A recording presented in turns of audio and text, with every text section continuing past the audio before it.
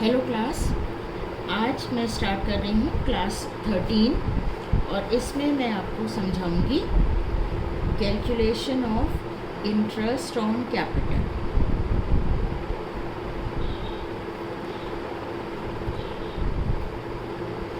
हमने अपनी फंडामेंटल्स की पहली क्लास के अंदर पढ़ा था कि if partnership deed is silent, interest on capital is not allowed because partnership act के प्रोविजंस के हिसाब से there is no provision which allows interest on capital.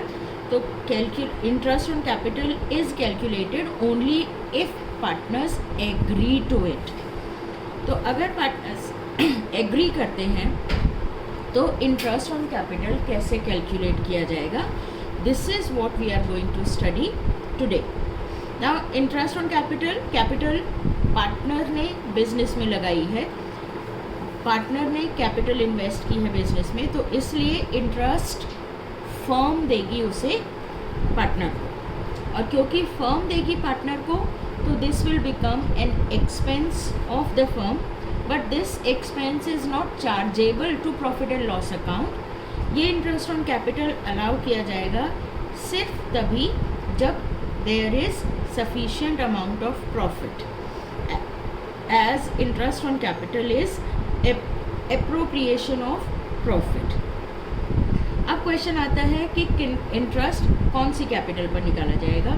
क्योंकि इंटरेस्ट कैपिटल पे निकाला गया है तो कैपिटल का जो बैलेंस हमारा शुरू से लेकर आखिर तक रहा है उस पर इंटरेस्ट ऑन कैपिटल कैलकुलेट होगा, and that is why interest हमेशा ओपनिंग कैपिटल पर निकाला जाता है। लेकिन क्या होगा अगर ड्यूरिंग द ईयर कैपिटल के अंदर कुछ एडिशंस किए गए हैं, कुछ एडिशनल कैपिटल इंट्रोड्यूस हुई है, या कुछ अमाउंट कैपिटल से विड्रॉ हुआ है। आपको याद होगा कल मैंने जो क्वेश्चन किया था उसमें भी आपको ये कैलकुलेट करके दिखाया था, लेकिन अब मैं इसको कॉन्सेप्चुअली समझाने की कोशिश करती हूँ कि अगर capital during the year change हो रही है तो उस सिचुएशन में इंटरेस्ट ऑन कैपिटल कैसे निकाला जाएगा। Let me take an example. Suppose A and B are two partners. On 1st April 19, A's capital was rupees 1 lakh and B's capital was rupees 80,000. During the year, A has made an additional investment of capital on 30th September.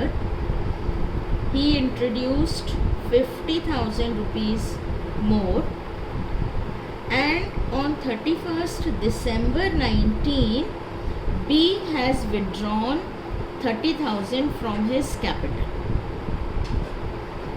So, and the question says that interest on capital is allowed at the rate of 12% per annum. Now, अगर A और B ने capital में ये change नहीं किया होता तो हम सीधा 12% 1 लाख और 80,000 पर निकाल लेते, बट क्योंकि A ने during the year capital introduce की है और B ने अपनी कैपिटल से अमाउंट विड्रॉ किया है तो हमें इसके हिसाब से इंटरेस्ट ऑन कैपिटल निकालना होगा। अब यहाँ इंटरेस्ट ऑन कैपिटल निकालने के दो तरीके हो सकते हैं। मैं पहला ले रही हूँ first method which is called simple interest method.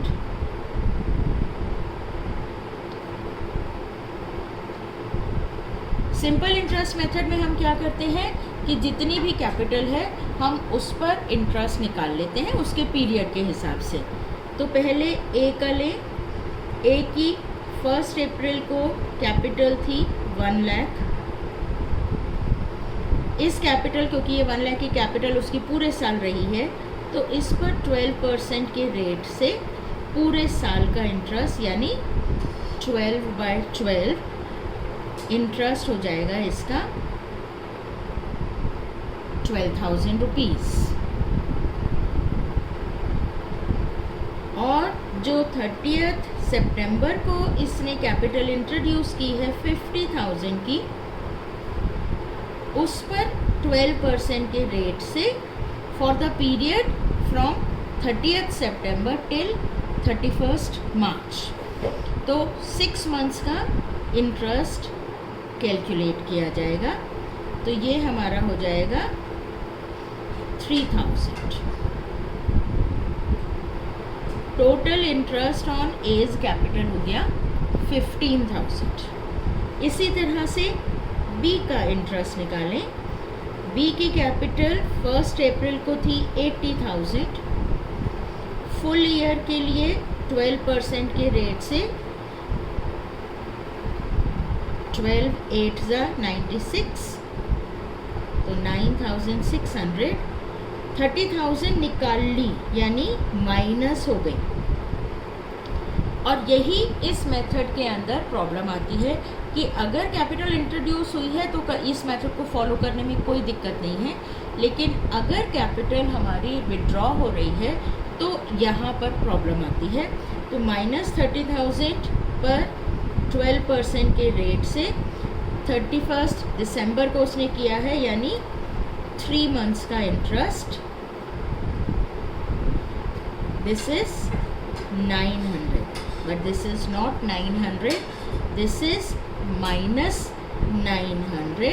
तो 9600 minus 900, his interest will become 8700। इसी चीज़ को आप प्रोडक्ट मेथड से भी कर सकते हो। प्रोडक्ट मेथड में आप क्या करोगे, ये पीरियड जो है आपका, इस पीरियड को रखोगे, रेट ऑफ इंटरेस्ट और अपॉन 12 को आप साइड में निकाल दोगे और फिर उसको इकट्ठा लेकर आओगे। Let me explain. Product method में हम कैसे निकालेंगे। ए के लिए 1 अप्रैल को उसकी कैपिटल थी 1 लाख। इस पर हमें कितने टाइम का इंटरेस्ट देना है, 12 मंथ्स का। और 30th सितंबर को उसने कैपिटल इंट्रोड्यूस की कितनी, 50,000 की, तो उस पर इंटरेस्ट देना है 6 मंथ्स का।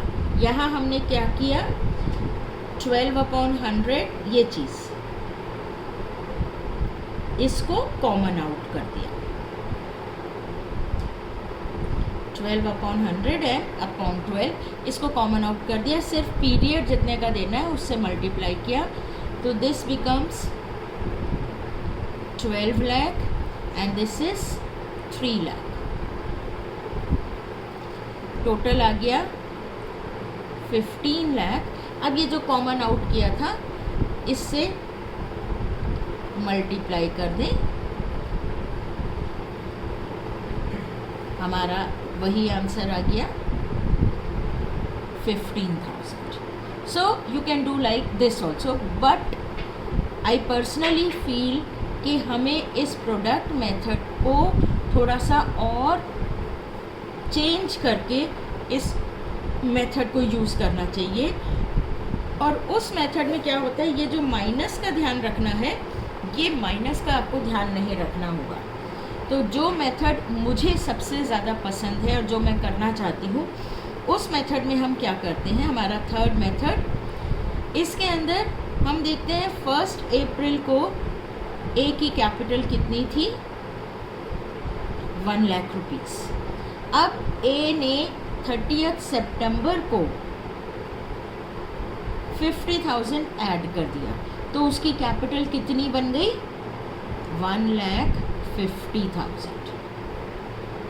अब साल के आखिर तक उसकी कैपिटल रही 1,50,000। ये 1 लाख की कैपिटल उसने कितने टाइम तक मेंटेन रखी, 1 अप्रैल से 30th सितंबर तक, यानी कि 6 मंथ्स। और ये कैपिटल उसने कितने टाइम मेंटेन की, 1,50,000 की कैपिटल 30th सितंबर से 31st मार्च तक, यानी कि 6 मंथ्स।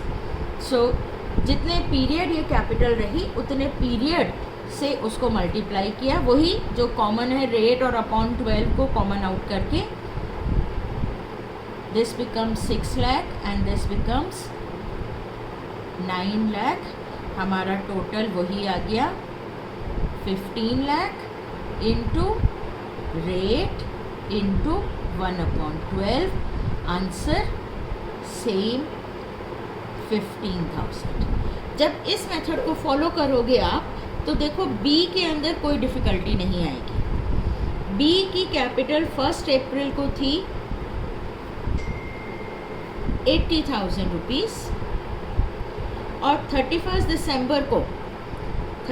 दिसंबर को बी ने विड्रॉ कर लिया 30,000, तो हिज कैपिटल बिकम्स 50,000। अब यहाँ कोई माइनस का साइन नहीं है। जो सबसे ज़्यादा हमारी कैलकुलेशन में मिस्टेक होती है कि हम माइनस लेकर कई बार भूल जाएंगे, वो मिस्टेक यहाँ नहीं होगी। तो 31 दिसंबर हिज कैपिटल बिकम्स 50,000। ये 80,000 की कैपिटल उसने कितने टाइम तक मेंटेन की? 1 अप्रैल से 31 दिसंबर, यानी कि 9 मंथ्स। और ये 50,000 की कैपिटल 31 दिसंबर से 31 मार्च तक, यानी कि 3 मंथ्स। दिस बिकम्स 9 8 72, तो 7,20,000 एंड 5 3 15, 1,50,000। आ गया total 8,70,000 multiplying by the common one out 12/100 into 1/12। आ गया ना वही 8,700 आंसर जो हमारा यहाँ पर आया था। आप लोगों को देखना है कि इंटरेस्ट ऑन कैपिटल कब कैसे मेथड से निकालना है। सिंपल इंटरेस्ट से कि हर कैपिटल का आप अलग अलग निकालें, प्रोडक्ट मेथड से उसको मल्टीप्लाई कर देना है जितना भी अमाउंट है उसको। ये भी एक extension of simple interest method ही है, बट ये मेथड जो है थर्ड वाला, ये मैं सबसे ज़्यादा प्रेफर करती हूँ। दूसरी चीज़ इसमें कि कई बार जो क्वेश्चंस आपको गिवन होते हैं उसमें क्लोजिंग कैपिटल गिवन होती है, और क्लोजिंग कैपिटल गिवन होती है और क्वेश्चन आपसे कहता है कैलकुलेट इंटरेस्ट ऑन कैपिटल। अगर हम याद करें अपना कैपिटल अकाउंट, तो कैपिटल अकाउंट में ये मेरा capital account by balance brought down by additional capital, जिसके लिए कहा जाएगा by cash, bye interest on capital में नहीं लिख रही हूँ। क्यों? क्योंकि क्वेश्चन जब हमसे इंटरेस्ट ऑन कैपिटल कैलकुलेट करने के लिए कह रहा है, इसका मतलब इंटरेस्ट ऑन कैपिटल अभी तक निकाला ही नहीं गया है।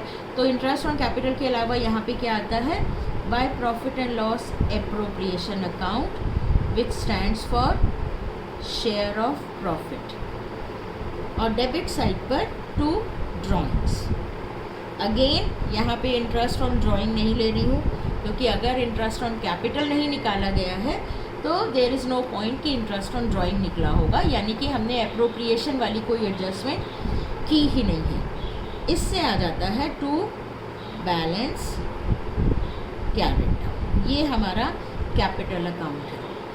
अगर हमें ये बैलेंस गिवन है और क्वेश्चन हमें कह रहा है कैलकुलेट इंटरेस्ट ऑन कैपिटल, तो हम इस क्लोजिंग बैलेंस पर नहीं निकालेंगे इंटरेस्ट ऑन कैपिटल। हमें इस क्लोजिंग कैपिटल से पहले ओपनिंग कैपिटल निकालनी होगी। और ओपनिंग कैपिटल हम किस तरह से निकालेंगे? सिर्फ ये अकाउंट अपने दिमाग में बैठा लीजिए। कैसे निकलता है क्लोजिंग कैपिटल ओपनिंग से? ओपनिंग के अंदर additional capital plus share of profit plus करके ड्राइंग्स माइनस करते हैं तो क्लोजिंग कैपिटल आता है। अब क्या हो जाएगा? इसका रिवर्स हो जाएगा। तो ओपनिंग कैपिटल किसके बराबर हो जाएगी? ओपनिंग कैपिटल हो जाएगी closing capital plus drawings minus additional capital minus share of profit. मैं यहाँ पर क्लियरली शेयर ऑफ प्रॉफिट लिख रही हूँ, क्योंकि एक कॉमन मिस्टेक है जो बच्चे करते हैं, वो क्वेश्चन के अंदर जो फिगर दी होती है प्रॉफिट की, उस टोटल प्रॉफिट को माइनस कर देते हैं। बिना ये रियलाइज़ किए कि पूरा प्रॉफिट तो पार्टनर्स के बीच के अंदर उनकी प्रॉफिट शेयरिंग रेशो में डिस्ट्रीब्यूट होता है, ना कि सारा प्रॉफिट सबको इंडिविजुअली मिल जाता है। तो इसलिए मैं यहाँ पर शेयर ऑफ प्रॉफिट ले रही हूँ। शेयर ऑफ प्रॉफिट जिस भी पार्टनर का हमें निकालना है, I repeat, opening capital is equal to closing capital plus drawings minus additional capital and minus share of profit. अब इससे रिलेटेड मैं एक क्वेश्चन लेकर आपको समझा देती हूँ, और इससे क्वेश्चन समझाने से पहले एक और चीज़ आप लोगों को बता दूँ कि इंटरेस्ट ऑन कैपिटल जितना भी हमने निकाला, it is subject to availability of profit. अगर profit of the firm is less than the required amount of interest on capital, तो हम इंटरेस्ट ऑन कैपिटल की रेशो में प्रॉफिट को डिस्ट्रीब्यूट कर देंगे। ये 2-3 चीज़ें हैं जो हम लोगों को समझनी है। इससे पहले एक और कॉन्सेप्ट आपको समझा देती हूँ, सो दैट मैं इकट्ठा एक बार आपके साथ क्वेश्चन लूँगी, and that concept is relating to interest on drawings.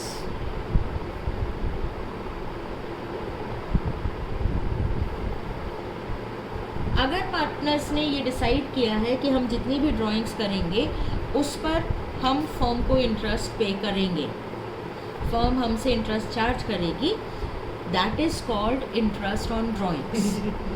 Capital की तरह से ड्राइंग भी अलग अलग टाइम पर की जा सकती है, और इसलिए हम इंटरेस्ट ऑन ड्राइंग भी पीरियड के हिसाब से निकालेंगे। ऐसा नहीं होगा कि किसी पार्टनर ने ड्राइंग की है अलग अलग टाइम पर और हम कहें कि टोटल ड्राइंग पर पूरे साल का इंटरेस्ट लगेगा। तो इंटरेस्ट ऑन ड्राइंग भी अमाउंट और टाइम के हिसाब से होगा। Let's take an example. A and B are two partners. A and B are two partners. 1 अप्रैल को A ने विड्रॉ किया 10,000 रुपीज़, B ने ड्रॉ किया 15,000 रुपीज़। इसके बाद 30 जून को A ने फिर से 10,000 रुपीज़ विड्रॉ किया, B ने कुछ नहीं विड्रॉ किया। देन 31 अक्टूबर को A ने कुछ नहीं विड्रॉ किया, B ने 20,000 रुपीज़ विड्रॉ किया। देन 1 जनवरी 2020 को इन दोनों ने विड्रॉ किया 15,000 रुपीज़ ईच। अब हमें निकालना है इंटरेस्ट ऑन ड्राइंग। से interest on drawing is charged at 6% per annum.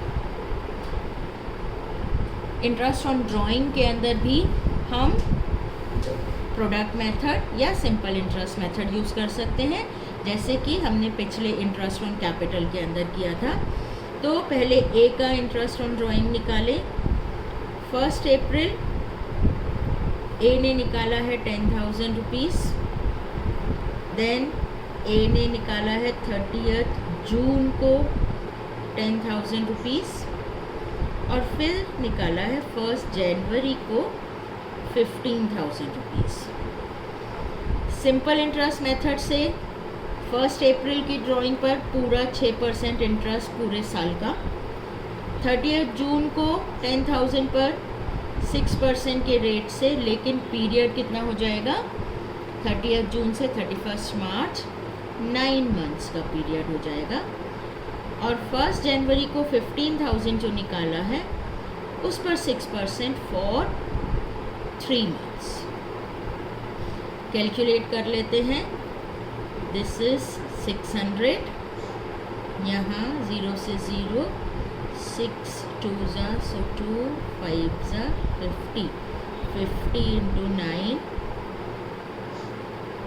450, यहाँ 6 2 ज़ा, 0 से 0, 75, 75 3 ज़ा 225 इंटरेस्ट बन गया 1275। इसी को मैं अगर प्रोडक्ट मेथड से करूं तो 1 अप्रैल 19 को 10,000, 30 जून 19 को 10,000 एंड 1 जनवरी को 15,000। इस 10,000 पर पूरे साल का इंटरेस्ट तो मल्टीप्लाइड बाय 12। इस 10,000 पर 30 जून से 31 मार्च तक यानी कि 9 मंथ्स का इंटरेस्ट, और इस 1 जनवरी की ड्राइंग पर 3 मंथ्स का interest. So this becomes 1,20,000, this is 90,000 and this is 45,000। Total हो गया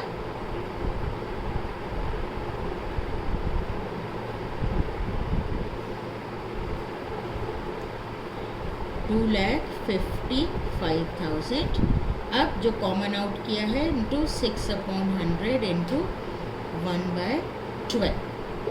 सो हमारा क्या हो गया 6 2 0 से 0, 2 1 2, 2 2 4, 2 7 45 आ गया 1275।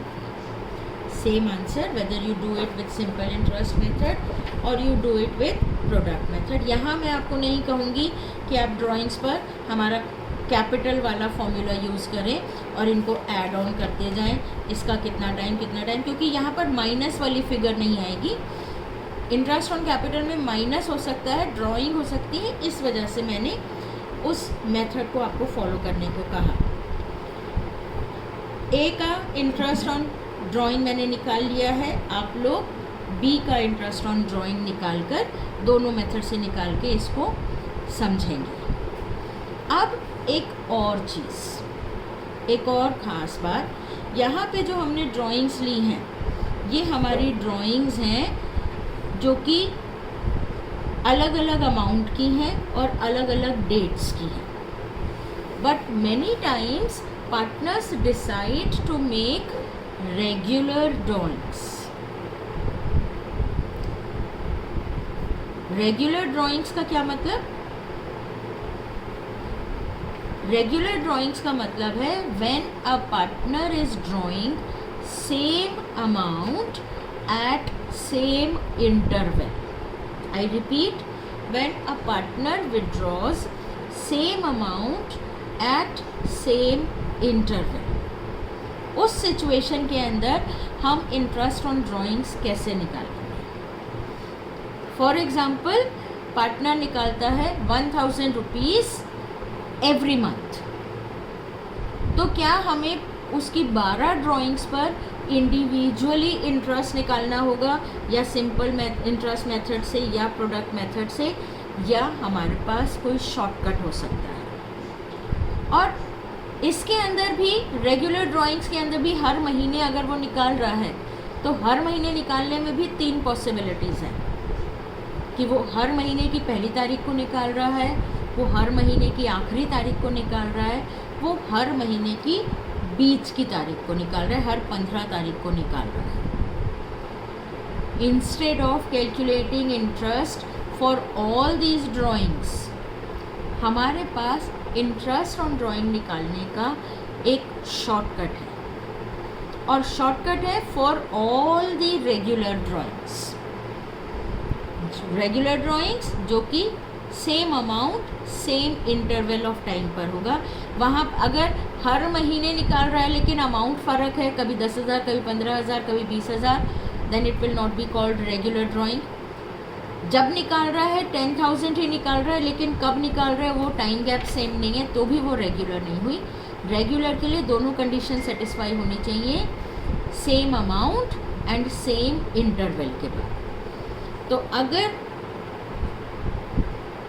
एक पार्टनर मंथली ड्राइंग कर रहा है तो उसमें 3 पॉसिबिलिटीज़ हैं। In the beginning of every month, in the middle of every month या at the end of every month. And of every month का मतलब हर महीने का आखिरी दिन. आप यहाँ पे ये नहीं कहोगे कि जी जनवरी में तो 31 डेज़ होते हैं, फरवरी में 28 डेज़ होते हैं, अप्रैल में 30 डेज़ होते हैं. एंड मतलब last day of the month. क्योंकि अगर आपने 28 फरवरी को अमाउंट विड्रॉ किया और 31 मार्च की क्लोजिंग है तो आपको एक महीने का इंटरेस्ट ही देना होगा. और 31 जनवरी को निकाला तो 2 महीने का ही देना होगा. आप ये नहीं कहोगे कि फरवरी में तो सिर्फ 28 डेज़ थे तो वो हम पूरे महीने का इंटरेस्ट क्यों दें. तो एंड का मतलब last day of the month. तो beginning of every month, middle of every month and end of every month. हमारा जो शॉर्टकट का फॉर्मूला है वो फॉर्मूला है कि if regular drawings are made at the beginning of every month तो interest will be calculated for 6.5 months. If drawings are made in the middle of every month, then interest will be calculated for 6 months. And if drawings are made at the end of every month, then interest will be calculated for 5.5 months. अब मैंने कह दिया, आपने सुन लिया, but आप मानने को नहीं तैयार. You want proof. So let us try to give you a proof. एक एग्ज़ाम्पल ले लेते हैं और उस एग्ज़ाम्पल से दोनों तरीके से सॉल्व करके देख लेते हैं कि भाई ये फॉर्मूला अगर मैं एक जगह जस्टिफाई कर पाऊँगी तो आप लोगों को लगेगा कि हाँ आप बाकी जगह भी वेरीफाई कर पाओगे. तो अज्यूम करते हैं इसके लिए beginning of every month. Financial year है, हमारी डेट क्या होंगी? 1 अप्रैल, 1 मई, 1 जून, 1 जुलाई, 1 अगस्त, 1 सितंबर, 1 अक्टूबर, नवंबर, दिसंबर, जनवरी, फरवरी एंड मार्च.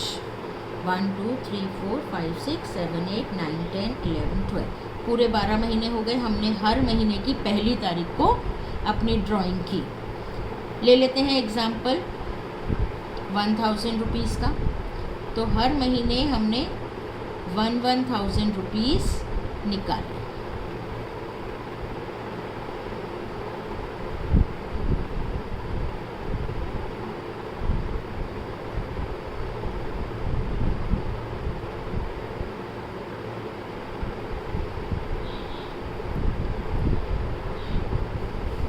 सिंपल इंटरेस्ट की जगह मैं प्रोडक्ट मेथड फॉलो कर रही हूँ. तो इस पहली ड्राइंग पर कितने महीने का इंटरेस्ट होगा? 12 मंथ्स का, 11 मंथ्स का, 10 मंथ्स का, 9, 8, 7, 6, 5, 4, 3, 2 and 1. This becomes 12,000, 11,000, 10,000, 9,000, 8,000, 7,000, 6, 5, 4, 3, 2 and 1. Total कर लें. 12 + 11 23 + 10 33 + 9 42 + 8 50 57 63 68 72 75 77 78 78,000 पर let's assume rate to be 6% into 1/12. So क्या 6 2 2 से किया हमारा कितना आ गया? 390 रुपीज़ का इंटरेस्ट आया हमारा if we calculated it by the product method. और अब मैं लेती हूँ शॉर्टकट. शॉर्टकट है interest will be calculated for 6.5 month. So अगर मैंने 1000 रुपीज़ पर मंथ निकाला है तो पूरे साल में मेरी कितनी ड्राइंग हो गई? 12,000 रुपीज़ की टोटल ड्राइंग लेंगे, एक महीने की ड्राइंग नहीं लेंगे, क्योंकि ड्राइंग 1000 रुपये महीना है। 1000 रुपये महीना यानी पूरे साल में मैंने 12,000 रुपये निकाले हैं। तो 12,000 इंटू रेट और टाइम कितना लेना है? 6.5 मंथ। 6.5 हो गया 13/2, तो 13/2 अप इंटू 1/12, क्योंकि 1/12 तो हमें लेना ही है, अपॉन 12 तो करना ही है। अब इसको सॉल्व कर लें आप, सॉल्व कर लेते हैं इसको। 0 से 0, 2 3 ज़ा 12 से 12 1 ज़ा 12, 0 10, 13 3 ज़ा 39 into 10, 390। So we are getting the same answer. अब आप देख लो कि इतनी लंबी कैलकुलेशन करने के बाद भी वही आंसर आया जो हमारे शॉर्टकट में आया।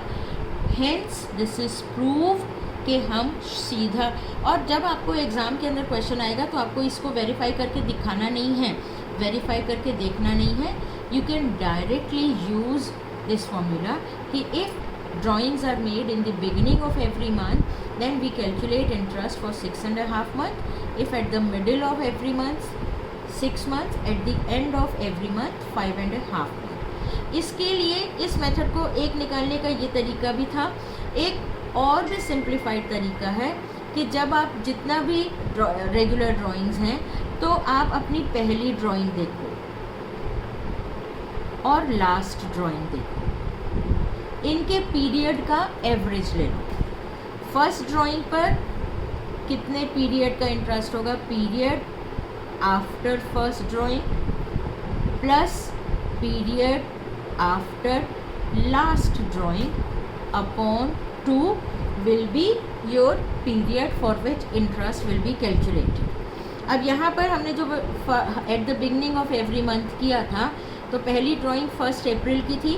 1 अप्रैल वाली ड्राइंग के लिए हमें 12 मंथ्स का पीरियड का इंटरेस्ट देना था, और लास्ट जो हमने 1 मार्च को की उस पर हमें 1 मंथ का इंटरेस्ट देना था। तो 12 + 1 अपॉन 2, 13/2 यानी 6.5 आ गया। तो